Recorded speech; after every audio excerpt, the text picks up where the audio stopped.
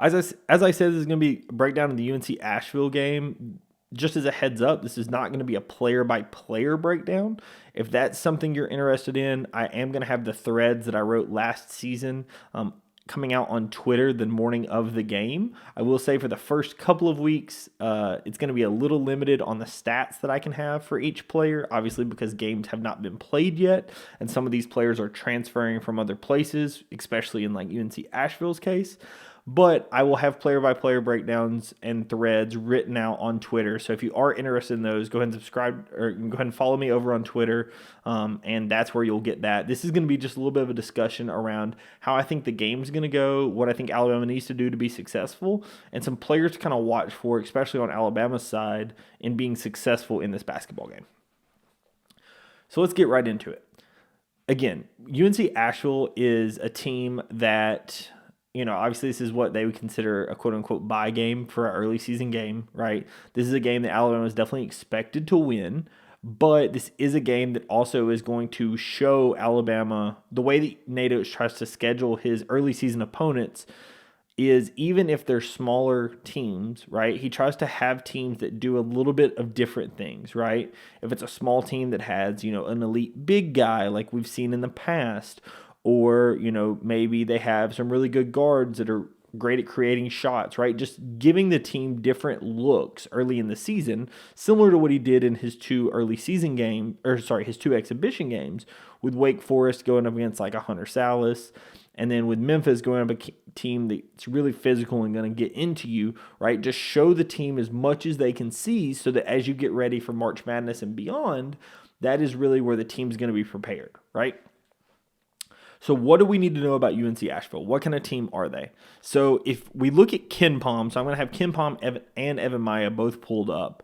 And KenPom looks at them as a significantly better offensive team than defensive team.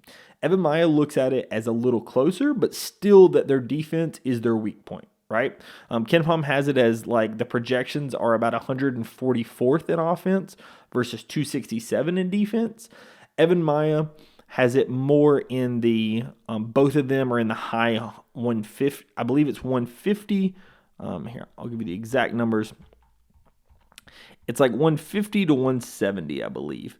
So these are, this to say that this is a team where Alabama is going to be facing a slightly better offensive team than defensive team. But the reason this matters is when you play one of these smaller teams, especially one of these smaller teams that kind of prides itself on offense, you have to not let their guards get going, right? Because the difference in a smaller mid-major team and a high-major team often is two things. It's depth and it's size, right? And so, as I said, UNC Asheville, Evan Maya has it at 157 and 179. As I said, KenPom has it at 144 and 267. Right? So they both agree that the defense is going to be worse than the offense. They disagree slightly on how bad the defense is going to be. I think part of that is due to the number of transfers that they have coming in, whereas like the top, who Evan Maya picks is going to be like the top player on this team is Jordan Marsh. He's a 5'10 guard transfer from Appalachian State. He was a freshman last season. He did play quite a bit for App State. He played in 32 of their 34 games. But, he is going to be one of their more high usage guys. And then they also have transfers, from the high major ranks with Gant. That's one of their forwards at 6'8", right? From NC State, right? So a part of this is they have so many transfers. Some of these transfers have been here for more than 1 year. In Marsh's case, this is his first season at UNC Asheville. So it's a standpoint of, I think there's just a little bit of disagreement in how easily these players are going to mesh together, because this is, obviously with the transfer portal, you never know how a player is going to really take off, right? Even in Alabama's case, right? We all have preconceived notions on how we think Aiden Holloway is going to do, how we think Cliff Amore is going to do, how we think Chris Youngblood, after he comes back from injury, is going to do. But part of that is you actually have to see when it happens on the basketball court. And so these early season projections, you kind of need to take them with a grain of salt. They're a place where you can kind of talk about, hey, this is what people that do this for a living, where they projected at. But definitely it does not need to be because this person said they're going to be terrible, they're definitely going to be terrible. I wouldn't go that far. All right. But the thing that I would talk about when we're talking about UNC Asheville that we absolutely need to talk about is how they did last season, right? Because you can't fully contribute everything about a team based on what the projections are. But I do think if you look back to last season and how that coach has done over their last few years at that school, it definitely can tell you how the team potentially is going to go based on the trajectory that they're on, right? And this is Mike Morrell's 7th season at UNC Asheville. He, by and large, has gotten a little better each season. When he took over the UNC Asheville program in 2019, they were 347 in KenPom. For reference, there's about 363 teams in in Division One. So the fact that they were 347 means they were absolute bottom of the barrel. And then in 2023, he actually took them to the first round of the NCAA tournament as a 15 seed, and they were 148th, right? This last season, they were 164th. So he has done a really, really good job in turning them from a bottom of the barrel program into a respectable mid-major, right? That is projected to compete near the top of their conference, right? Whether or not they win their conference, we will see, but it is somebody that can win their conference. They have done it in the last 2 years. So this is somebody that you definitely don't need to, underestimate when you're looking at this game for Alabama, because as Nate Oates likes to schedule, he likes to schedule teams that have a very good shot to make the NCAA tournament, so that, again, his players have played against those type of teams throughout the entire course of the season, even if it's your mid-major ranks. Right? So how has UNC Asheville done it? Like, what have they done to be successful over the last few seasons? 3-point shooting has been part of their emphasis. The year that they were the best, they were 8th in the country in 3-point shooting. This last season, they were 38th in 3-point shooting. Since he's been there, they've been mostly top 100 in 3-point shooting outside of that first year he was there, right? So this is a team that does have a decent 3-point shooting percentage, and that is something they like to do quite often. And then they actually very much like to get to the free throw line. And that's something that I think we actually need to pay attention to in this game. I don't think it's something that Alabama is going to have an issue with, due to the fact that I think our size is going to help us in this game. UNC Asheville really has 2 guys at about 6'8", but as we know with Alabama's front line, especially having Grant Nelson back in this game, as well as Aiden Sherrill, Alabama, if they want to, can run a starting lineup out there of 3 guys of 6'11 plus. I don't think this is the game in which that happens. My projection of the starting lineup for this game would actually be Mark Sears, Latrell Wrightsell, LeBaron Philon, Grant Nelson, Cliff Amore. And it's right. And I think the reason we go Philon is I think he brings enough physicality and enough defense. And we aren't going to need the massive size that you're going to potentially need in some future games, right? I think that if this was a different size lineup with some bigger players or more physical players, I think that you could potentially see a Darion Reed. You could see a Jaron Stevenson. Once Chris Youngblood's back, I think he's a big chance to start at the 3. But I think in this game, because of the size of UNC Asheville and the type that they're going to and how they're going to play, I really expect us to go with like a 3-guard lineup to start this game, right? This is fully just a projection, but if it was me, I think that's where I would put the starting lineup for this game, because I just don't think Asheville is going to have the size to compete with Alabama, so that Alabama doesn't need to go with its giant lineup, right? I don't know that it makes sense for us to go with a Jaron Stevenson at the 3 lineup in this first game, with the type of players that we're going to be going up against, right? Very nifty, very efficient guards, but not punishing guys that are going to be delivering some level of physicality. Well, but when I talk about that free throw rate, the reason I want to mention it is in the last 3 seasons, their free throw rate has been top 30 in the country. And the last 2 seasons, they've been top 17 in the country or better, right? So this is a team that likes to get to the line a lot. And the reason I'm very curious about this is I think this will also give us a little bit of an idea with how Alabama wants to defend this season, right? There have been some questions on, is Alabama going to switch everything? Is Alabama going to play drop coverage with Cliff Amore? How are they going to defend with Cliff? Because obviously we like to play a lot of drop coverage when it came to Charles Bediako. Last season, obviously, we didn't have the rim protection, so how we had to play defense was a little different. And I'm just curious how Alabama is going to defend this season. I think it honestly may depend game to game and who he's potentially matched up with and who he's going to go up against.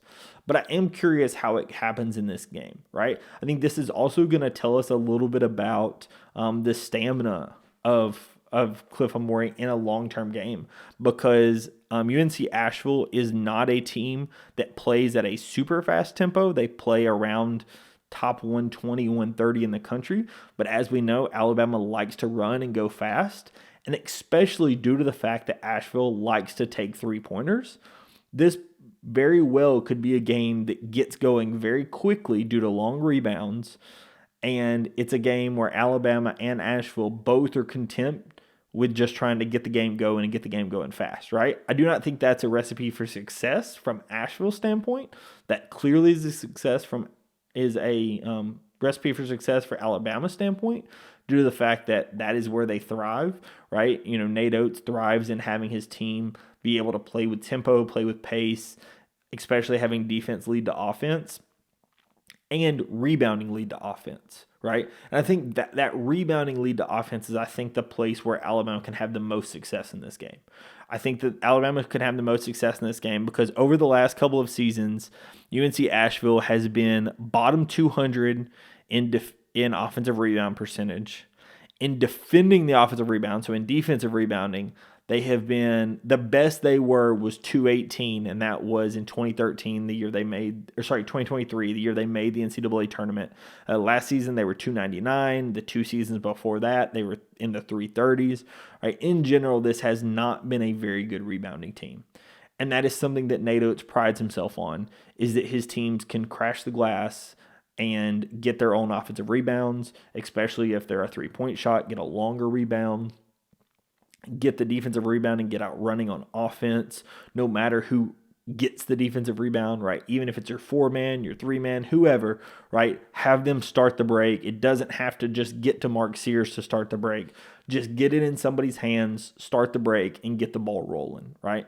In my opinion, that is something that I expect to happen in this game. I think that Alabama's going to have a lot of success rebounding the ball. I think that this is a situation where UNC Asheville is not going to, in general, they've actually been decent at defending the three. In 2022 and 2023, they were both top 20, but last season they slacked off to around 113th in the country. But they've not faced a team like Alabama. Very few teams have, and what we've seen in the past in these early season games is Alabama, especially when they're going up against a smaller team, Alabama's able to assert their dominance on the glass. And if Alabama can control the pace of play, then Alabama wins this game going away, and potentially covers, right? I think this is around like a 25-point spread. I think that Alabama is, potentially 30 to 35 points better than this team.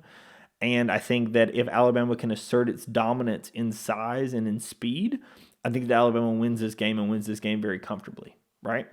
The thing I do want to mention in this game, I think that this game isn't going to tell you what all of our rotations are going to look like, right? I don't think you're going to see that fully until you play Purdue in a couple of weeks, because the size in which the teams you're going to play is going to be undersized compared to what the SEC competition is going to be, right? When you're playing against a team that's largest guys are going to be 6'8", maybe Cliff Amore doesn't get the same level of playing time at the 5 just due to the rotations, right? Or maybe, again, the starting lineup that we talked about, right? I don't fully expect these to be the starting lineups through all of SEC play. I think that the styles make fights, right? So I think that Alabama's starting lineup is just going to be determined by who is needed in that game and who Nate Oates feels most comfortable with going into the game. Based on what we've heard, all of our guys are going to be able to play in this game with the exception of Chris Youngblood. We've mentioned Chris Youngblood a few times. He is no longer in the boot. The earliest we have heard he may be able to be back is that UNC game in the beginning of December. But that's kind of, from what I've heard, one of the goals that they're shooting for. But he will not play in this game. From everything else I've heard, Latrell Reitzel, Grant Nelson, and Aiden Sherrill should be able to go in this game. They were held out in the scrimmages purely precautionary, and if it had been a live game, they would have played in those scrimmages was just trying to rest them so that they would be fully healthy by the time season rolled around, right? But now it's season time, so I do fully expect those guys to be available. Another thing I mentioned, we talked about the redshirt standpoint. I'm still very confident Nas Cunningham is going to redshirt. The Houston Millette thing, I've heard some news that he may not, right? Again, like I said originally, if he does not redshirt, I think that he can contribute to this team, right? I think he's a great spot-up shooter. We saw that in the scrimmages. I think that he would be used sparingly and in specific moments, but I think that they absolutely could bring him in. He could hit shots and contribute to this team, right? So we will see if Nate Oates does end up only redshirting one guy or does he redshirt two. I know there's been a lot of discussions around that. I know Blake Byler did a tweet about it, and people kind of got up in arms of who the second guy was going to be. There's been a lot of discussion about it, right? My opinion on it is that it potentially would be Millette, but, if he participates, I think that he absolutely can, right? The only one that I personally feel needs to redshirt for sure is Nas Cunningham, right? And from all purposes, from everything that I've heard, he is going to redshirt, and that makes complete sense, right? Whether or not we have one or two, we will see. And, obviously this game will tell us a little bit about that, as the basketball number of games you can play and still redshirt is shaky at best, right? In football, it's pretty well known that it's 4 games. I know that last season there was some discussion around how you were able to play as it related to Chris Parker. That ended up redshirting and not playing in a single game last season. I'm unsure on how that rule is. If somebody knows it very confidently, throw it down in the comments, because it's something that we discussed kind of at length last season, as it, people thought it was important as it related to Parker. Obviously didn't really matter. But I am curious, how that happens. But I do think that if Houston is not being redshirted, I would fully expect to see him in this game, right? This is the kind of game that I think he could have some success in, because it's a game in which I don't think it's going to be super physical, right? I don't think this game is going to be super physical. I don't think this game is going to be super defensive. I think this game is good. Alabama obviously can bring some physicality and defense to the game, but I think in general, this is going to be a fairly free-flowing game, and a game that Alabama can have a lot of success in. And I think that because of that, if Alabama gets running in transition, you can get some open looks to spot-up shooters, and that's where Millette thrives, right? Perfect example, that's also how Latrell Wrightsell thrives, right? So I think that Alabama definitely can have multiple guys have some serious success in this game off the catch and shoot due to how UNC Asheville likes to play, right? If I was going to give a prediction to this game, and I am going to give a prediction for every game on these podcasts, I believe my prediction for this one is going to be Alabama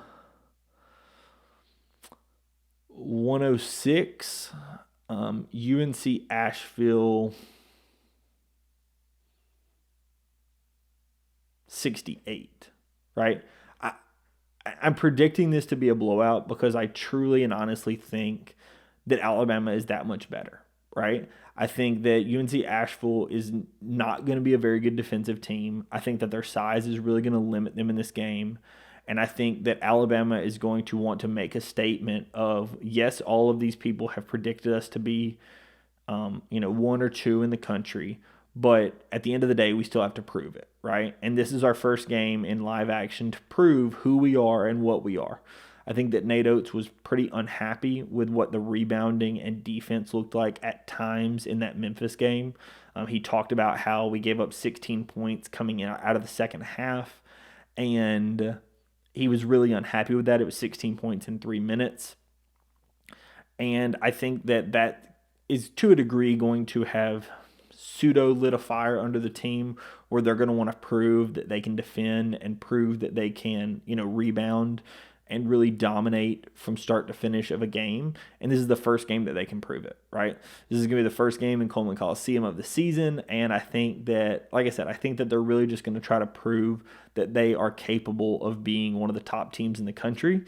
And I think that they do, right? I think that the layout of this team and who they're going to be up against, I think is going to be able to challenge them to a degree, especially if guys like Jordan Marsh or somebody can, hit a couple of open shots and, force Alabama to maybe do some different things defensively. But I do think inevitably Alabama is the better team and is substantially the better team. And at this point, Alabama, I do not think is going to struggle with a team like UNC Asheville, and I do expect that Alabama wins. I think Alabama wins very easily, and I do think they break the century mark. So that's what I think about this team. I think that Alabama definitely can win this game and win this game going away, as I said. So if you are interested in any of the breakdowns of this game, they will come out later this week. I probably will do a longer episode where it's going to be a breakdown of the UNC Asheville game as well as a preview of the Arkansas State and LSU game. I may do all three in one episode that's, more like an hour long. So if you are interested in that, please subscribe to the channel. As I said, that's going to be coming out here very soon. Thank you so much, everyone, for watching, and I will catch you in the next episode. Peace.